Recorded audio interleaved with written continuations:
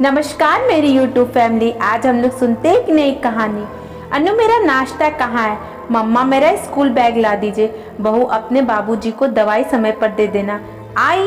अन्नू ने सुबह के समय एक साथ उठी सारी आवाज़ों का उत्तर देते हुए कहा, ये सब आपका नाश्ता, राहुल का बैग, बाबूजी की दवाई। बीबी जी दूध सब्जी लेकर जाओ। दरवाजे से दुकान वाले ने आवाज़ लगाई। खुद नाश्ता करने जा रही अन्नू फौरन खड़ी हो गई। दूध का पैकेट किचन में जाकर धोया, दूध उबालने रख दिया, फिर सब्जियों को नमक के पानी में धोकर साफ करके रखी। परिवार की जिम्मेदारी से फुर्सत पाते पाते 1 बज गया। दोपहर के खाने के बर्तन धोकर वापस अपने कमरे में आई तो 2:30 बज रहा था। थकान बहुत ज्यादा हो गई थी। अलसाई आंखों से अपनी किताबों को देखा, फिर बिस्तर पर जाकर लेट गई। अन्यासा ही आंखों में नमी आ गई थी। कहीं दिल में कोई शिकवा था। जब सबके सपने मेरे सपने हैं तो मेरा सपना सबका क्यों नहीं पा सकता? उफ, ये क्या सोचने लगी। ये मेरा संघर्ष है, किसी और से उम्मीद रखकर उसे क्यों दोषी बनाऊं? भगवान मेरे साथ है तो किस बात का डर है? खुद से सवाल जवाब करते हुए अन्नू बिस्तर से खड़ी हो गई। बाथरूम में जाकर मुंह धोया और अपनी पढ़ाई करने लगी। बहू चाय कहाँ है? अन्नू ने अपनी सास की आवाज सुनते ही घड़ी की तरफ देखा तो 5 बज रहे थे। ओह, पढ़ते पढ़ते समय का पता ही नहीं चला। लाई माँ। अन्नू खुद से बात करती हुई तेजी से किचन में आ गई। 1 हफ्ते बाद आज पूरा परिवार रविवार को साथ नाश्ता कर रहा था। छुट्टी का दिन था, इसलिए नाश्ते में पूरी, आलू, छोले, हलवा सब कुछ बना था। अन्नू के लिए छुट्टी का दिन और व्यस्त होता था। सभी घर पर होते थे। चाय कई दौर दिन भर होते थे। बच्चे की फरमाइशें अलग अलग होती थी। नाश्ते के बाद सब टीवी देखने आ गए। अन्नू भी सब काम करके वहां आ गई। मुझे आईपीएस का एग्जाम देना है। अन्नू ने धमाका किया। क्या? अरे बहू, घर तो तुमसे संभाला नहीं जाता है सही से। ख्वाब सरकारी तंत्र में जाने के हैं। दुनिया भर की तल्लिखी सास के लहजे में उतर आई थी। अन्नू, तुम्हें पता है ना कितनी फीस है? मैं नहीं दे पाऊंगा। सुधीर चिढ़ते हुए बोला, मुझे आप सबको बताना था कि मैंने आपसे किसी से भी मदद नहीं मांगी है। और माँ, मैंने घर की जिम्मेदारी निभाने में अपना 100% दिया है। अगर आपको नहीं समझ में आया तो मैं क्षमा प्रार्थी हूँ। वैसे ज़्यादा कुछ नहीं कर पाऊंगी।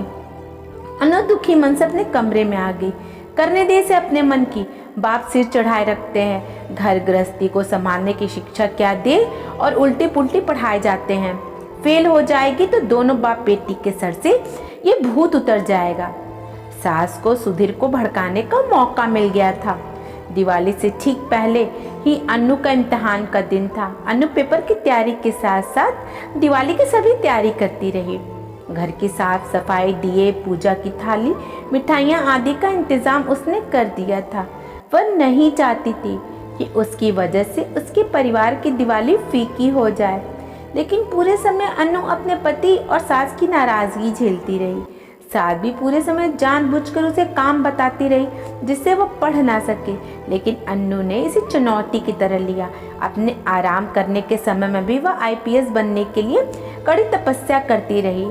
इम्तिहान देकर अन्नू काफ़ी खुश थी।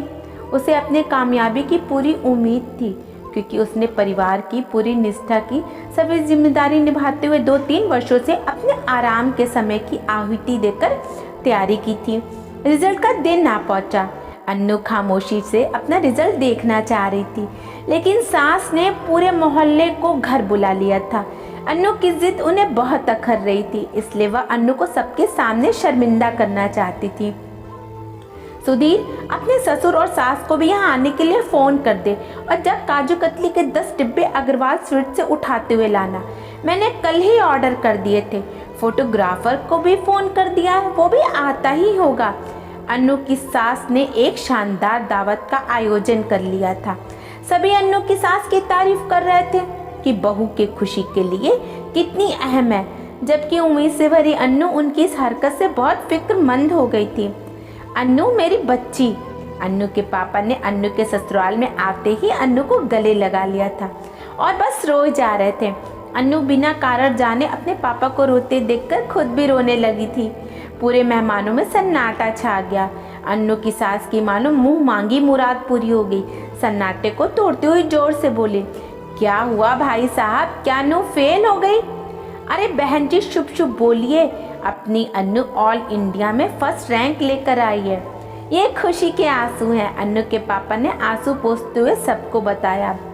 बेटी जल्दी ही रिपोर्टर्स आपके इंटरव्यू के लिए आने वाले हैं। पूरे घर में जश्न का माहौल छा गया। अन्नू की सास का चेहरा फीका पड़ गया। सुधीर हैरान था कि दिन भर गृहस्थी के काम में जुटी साधारण सी अन्नू इतनी असाधारण कैसे हो सकती है। थोड़ी देर में सभी पत्रकार आ चुके थे। एक के बाद एक सवाल अन्नू से उसकी कामयाबी को लेकर कर रहे थे। तभी एक पत्रकार ने पूछा, अन्नू सबसे पहले मैं आपको इस सबसे बड़ी उपलब्धि के लिए बधाई देना चाहूँगा।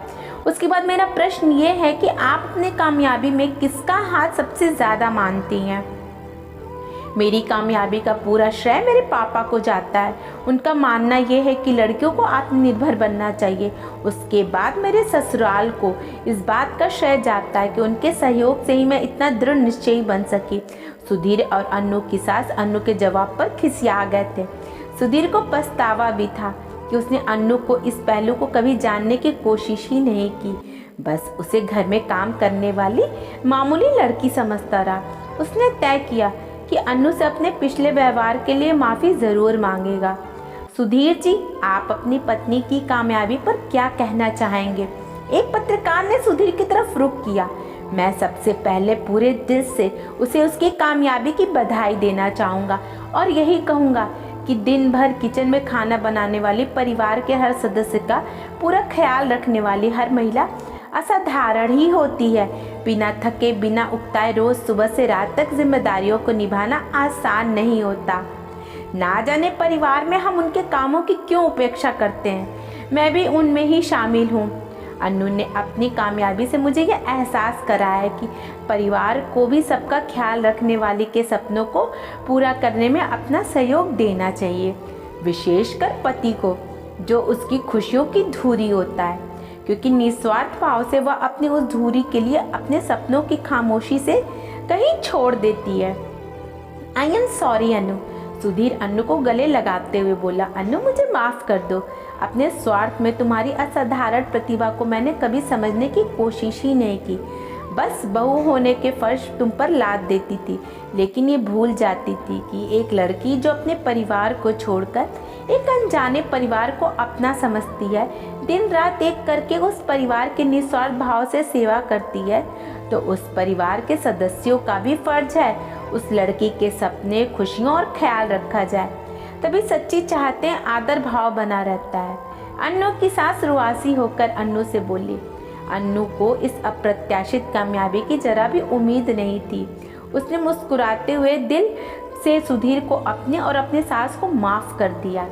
अन्नू की शानदार कामयाबी का शानदार जश्न मनाया जा रहा था और आज सभी पूरे दिल से उसके साथ थे। दिवाली के बाद आज एक बार फिर पूरा घर चमचमाती लाइट से जगमगा रहा था। आज अन्नू के ख्वाब मुकम्मल होने की दिवाली थी। अगर इस कहानी ने आपके दिल को छुआ है तो सभी दोस्तों के साथ शेयर करें और हमारे चैनल को सब्सक्राइब कर लीजिए। धन्यवाद।